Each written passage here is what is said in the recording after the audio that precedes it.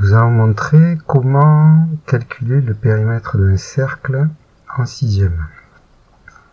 Donc avant de commencer, il faut bien comprendre qu'on ne va pas faire cet exercice comme on le fait en primaire.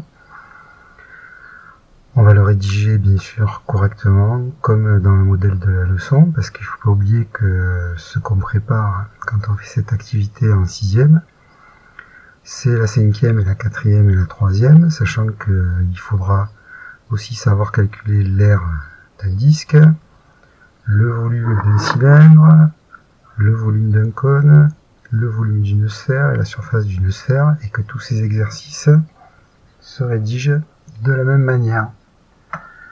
Donc, en prenant un bon départ en sixième, en travaillant bien la rédaction, on se facilite beaucoup la tâche pour les années suivantes. Donc ici, il s'agit de calculer le périmètre du rond central d'un terrain de foot.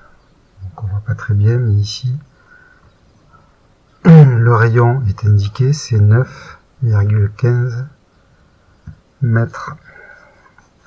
Il faut donc calculer le périmètre d'un cercle de 9,15 mètres de rayon.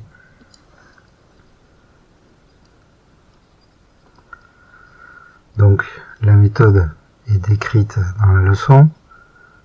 On commence par écrire la formule. Le périmètre, c'est 2 fois pi fois le rayon du cercle.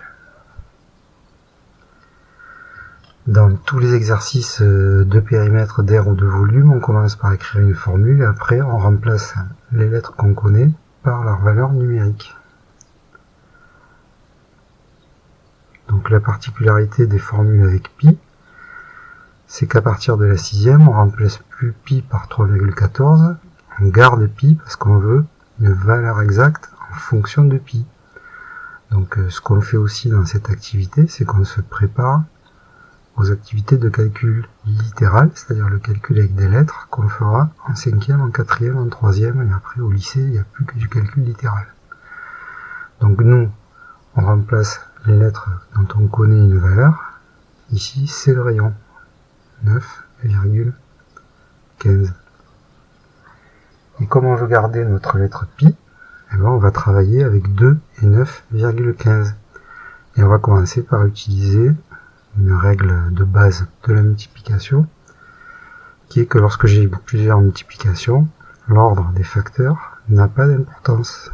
Donc je peux déplacer 9,15 pour le rapprocher du 2, de manière à pouvoir calculer 2 fois 9,15. Voilà, on va le calculer sur la machine.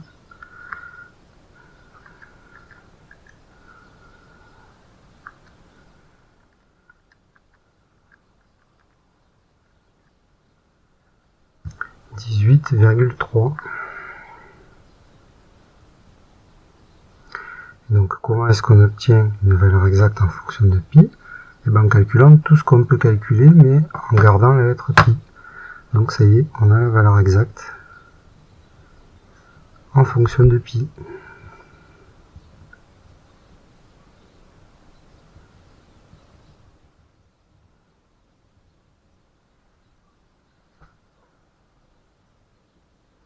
Alors ici, tel que l'énoncé est posé, on a déjà le périmètre.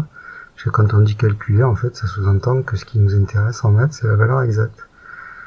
Donc le travail est terminé. Cependant, vous verrez dans les exercices, on vous demande quasiment toujours une valeur approchée. Donc on va mettre une valeur approchée. Donc c'est plus égal, c'est environ. Et on va calculer notre valeur approchée avec la touche pi de la machine. Donc j'ai montré dans un autre tuto, elle est ici. Et pour y accéder, on utilise la touche seconde. Donc là j'ai mon 18,3 multiplié seconde pi. Et j'obtiens ici encore une autre expression de la valeur exacte en fonction de pi, 183 sur 10 fois pi. J'appuie sur la touche SD, et là j'ai une valeur approchée. Je vais mettre 57,49, voire même 57,5.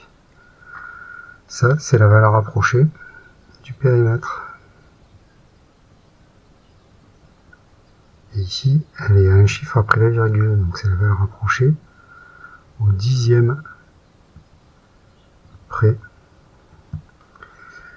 Et bien sûr, si vous regardez la méthode, dans tous ces calculs de périmètre, d'air et de volume, on calcule des grandeurs, donc ça veut dire qu'il faut mettre une unité de grandeur. Et le périmètre, c'est une longueur, donc il faut une unité de longueur, la même que le rayon. Comme le rayon est en mètres, j'obtiens le périmètre en mètres. Donc retenez bien ça, parce que vous allez vous en servir à chaque fois que vous aurez des formules avec pi jusqu'à la fin de votre scolarité.